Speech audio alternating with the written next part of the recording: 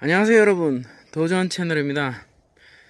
오늘은 산에서 나는 땅속에 숨어있는 황금색 약재를 찾으러 와봤습니다.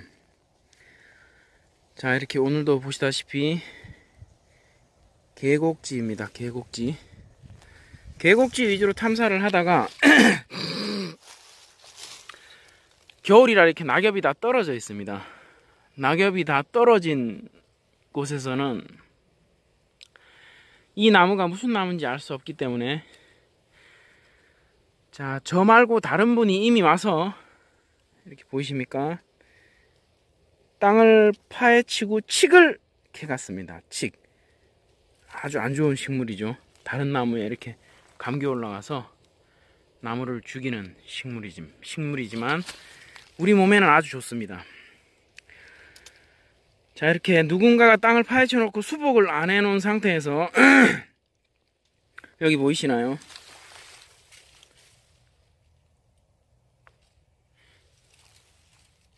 이렇게 노란색의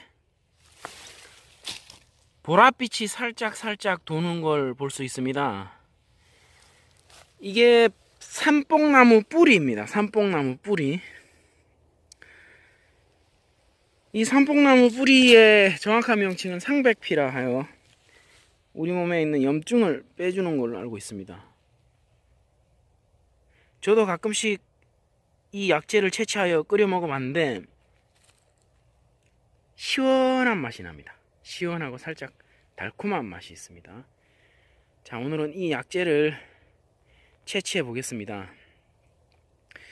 이 약재는 삼뽕나무 뿌리라서 많이는 채취 못하고요.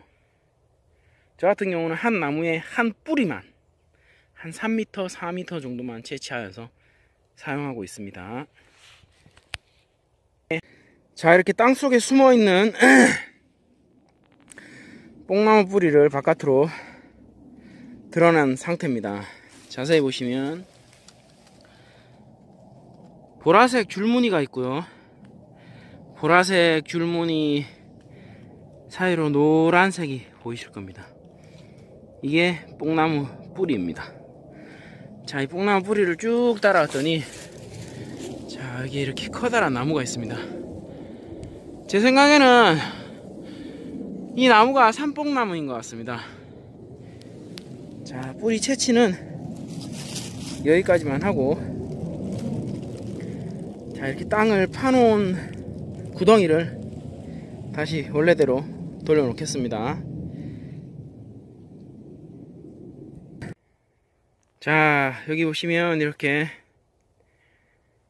항상 약초를 채취하고 난 뒤에는 땅을 원상복귀 하는 게 좋을 것 같습니다.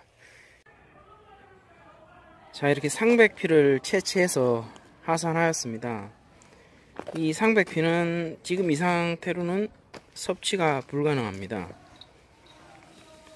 자, 이 상백피의 단면을 보시면 껍질과 속의 나무로 구분되어 있고요.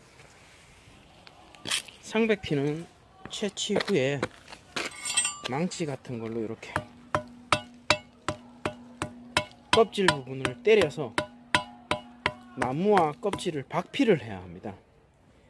이 작업을 거친 후에 세척 후 건조하셔서 차로 복용하면 됩니다. 자, 이렇게 거피를 하고 있는 모습입니다. 보시면 중앙에 나무와 껍질이 분리가 되고 있습니다.